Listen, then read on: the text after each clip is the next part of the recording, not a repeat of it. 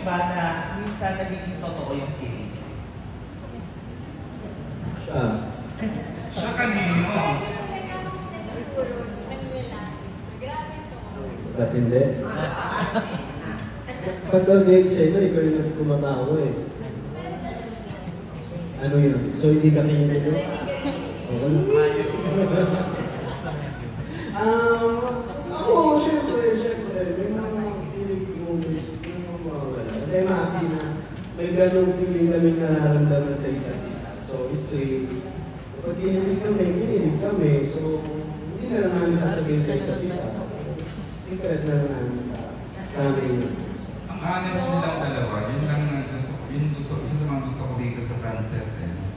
Saka parang yung act na ginagawa namin, parang nagiging, ang sarap sa pakiramdam pag natapos kasi naramdaman namin yung eksena nyo. Parang iba rin sa yung eksena. So, it's nice. Naisap gusto namin yung eksena. Saka yung rin na nakita sa mga mata namin. Paano gumalaw lahat ng mga muscles namin sa mata. Yun yung piling. Okay. Ito gusto kong tanongin. Alam ko, I know how special your friendship is. Ang kaibigan ba may karapatang makiselos? Hindi. Hindi naman, I'm not leading to something else ha. Like kami ni Chad, for example. Bawala pero ayoko malig sa'yo ha. Charot. Karapatan ba ako magselos o siya?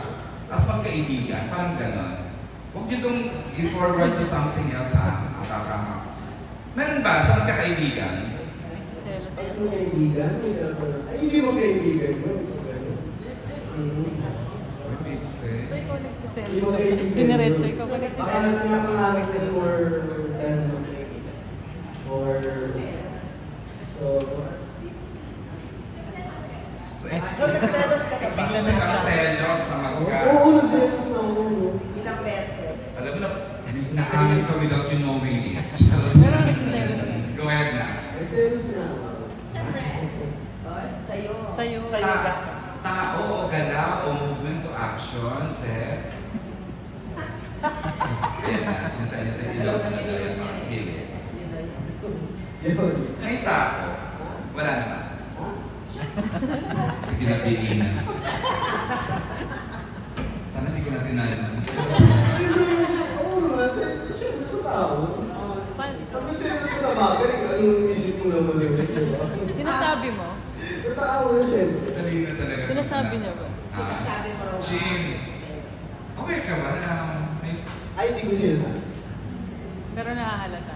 Saan natama ba may selos? Nagselos siya for a time o without... Hindi mo alam na nagselos pala siya.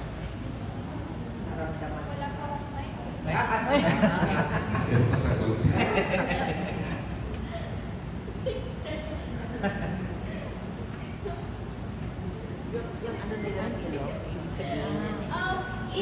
Ano po kasi ito medyo masikreto sa nararamdaman ko.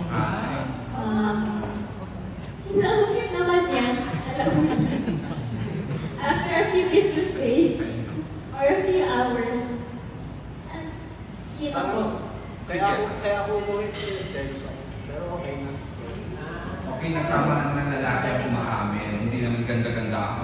Maganda ka siya, pero ganda-gandahan ka naman ng gusto kong di ba? Kung aamin ka na, nag-selos siya for a time. We respect that na hanggang doon lang kayang share ha. Saka, nagsiselos kami in a good way. Hindi yung selos na yun ang uwi sa toxic way na selos. So, healthy. Yung mga selos na yun, yung mga uy, pansin mo. Ganon. Okay. So, walang karap sa mga selos ng mga kakaibigan. Talagang binalik ko sa tanong ko. Okay, we are now down to our last question. Si Nikki, kaya I don't know if he has question. Nikki ng standard.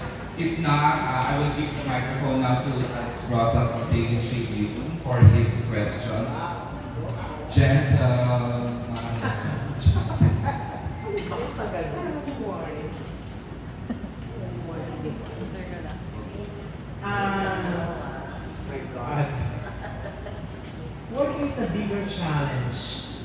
to star for the first time in a Metro Manila Film Fest movie, or to star for the second time in a Metro Manila Film Fest movie? For me, yung pangalawa. Why? Mas hahanapan ka ng tao. Lalo na po sa amin. Nanumi na yung my picture yung best third picture. Nakuha ko rin yung award ko. Siguro dahil doon, mas hahanapan ka ng tao. Sine-expect nila na yung craft mo dapat pataas. Hindi dapat pagano. So, I welcome Johnson. dapat yung momentum mo na yung momentum mo mahawak at ma-maintain mo. So, for me, pressure ka nung first time mong gagawin. Ngayon naman, yung pressure na yung parang sa ibang pressure 200% na yun. Doble effort. Kasi hindi pwede tumayla yung pangalawa. So, kailangan sipahan na siya. So, for me, yung pangalawa.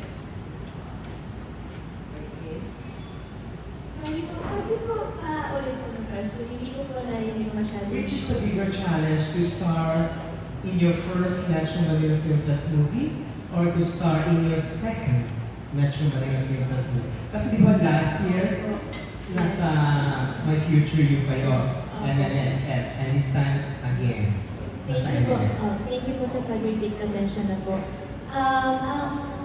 Ako po ang sagot ko, I think is both. Kasi yung first, sasabihin nila na ano yung reason bakit ka nandito? Why are you deserving na papasali sa MMFF? And the second is, ano bang kaya mo ipakita? And tama naman po yung sinabi ni Seth, hindi pwedeng parang pababa. Dapat lagi mong pataas. Dapat lagi mong ine-excite yung mga tao sa kung ano pang pwede mong ibigay at ipakita sa kanila. I would say both. Kasi parang every time na mabibigyan ka ng proyekto at kasali siya sa MMFF, audition yun sa buong Pilipinas, sa lahat ng manonood na kaya ako nandito kasi ito yung kaya kong ibigay at ito po yung kaya kong ihandog sa inyo. And I think dapat ang lagi mong kinakalaban yun is yung sarili mo. Lagi mong higitan yung sarili mo na kung gano'ng kagaling kahapon, dapat mas magaling ka ngayon. Kaya po I would say both, kasi pareho siyang challenge. Do you realize that parang, I don't know if kung ako lang ang kung suma ako kasi parang there is parang is this the first time that a love team is featured in a horror movie? Meron ba before? Marami Na love team? Marami lang natin top of mind. So, you may now proceed with the question, Your Honor. Oo. Thank you, Your Honor. Tawag dito. Kasi parang ano, di ba parang they were basking on your love team tsaka kay JM Fian, di ba? Does it elate you? Does it make you happy that you are being used as a major attraction in the horror movie? Rebecca Bing. Oo, di ba? Using ba was the word? Or Utilizing nila. Charot. Mas maganda yung word na yun. Parang to a great use kasi pag-utilizing. Thank you, Your Honor. Thank you, Chairman. Ang hirap pong tapatan ng tanong po ninyo. Anong na-feel namin? Parang hindi naman Kasi not everyone or not every love team is featured in a horror film. That's my point. Ngayon, ngayon, dahil kayong ibig sabihin you're a big market attraction. Ibig sabihin, meron kayong box office appeal. Di ba? So, did you change back in keeps on utilizing or giving you projects sa mga horror? Sa mga projects? Ngayon, horror. Honestly po, hindi ko rin po alam kung bakit ibinibigay ko nila Mr. Senpo, no? Pero ang lagi lang naman po namin sasabihin at ibabalik kayo sa salamat. Pero yung gaya po ng sinabi niya ng may box office appeal, I would take it as a compliment. Maraming salamat po. Pero I think hindi rin naman po ito gagawin ng legal kung wala rin kaming kaaktibat na maitawid ang episode na ito. Of course, we have Jian Piang, we have Karina Bautista, we have sila Algea Ablan, Sasa. I would say it's all of us more than kami lang po. Yung lahat ng platforms namin. I would say lahat kami po. Hindi lang po yung kami. Pero ipinagpapasalamat po namin, no, na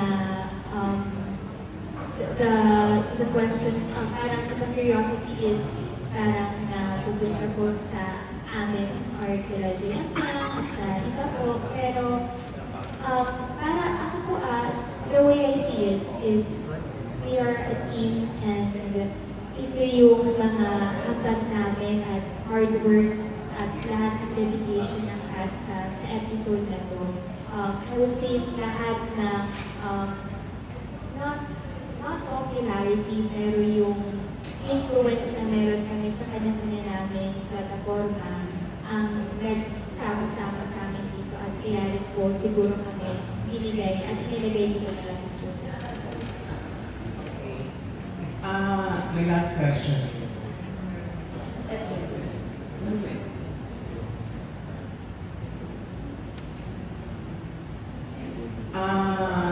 For my last question, what is the palpable truth about your relationship?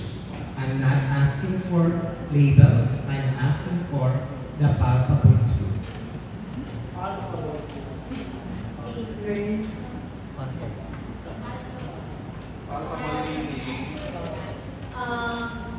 About our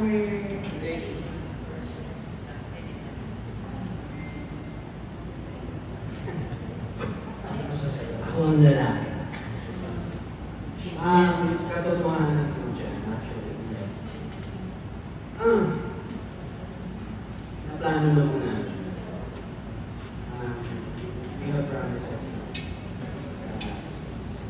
Yun po yung katotohanan. Pero hindi pa po, wala pang kaya na bagsak. Wala pang kaya na, wala pang fixed calls. Wala pang fixed names. Kumbaga, naplano lang po namin. Napag-usapan na namin sa telepono ng 2 oras at sa personal ng mga 3 oras. Malalaman namin. Thank you. Nagpaplano ba magkakaibigan? Charot, ayun na naman. Oo! Outing! Siguro lang na magpaplano magkaibigan. MU ba yun? MU? Tama naman. Ano? Kaibigan na paplano. Hindi magkaibigan, Saka meron siya rin naman kinilig. Parang may understanding. May understanding. I think we had enough of pero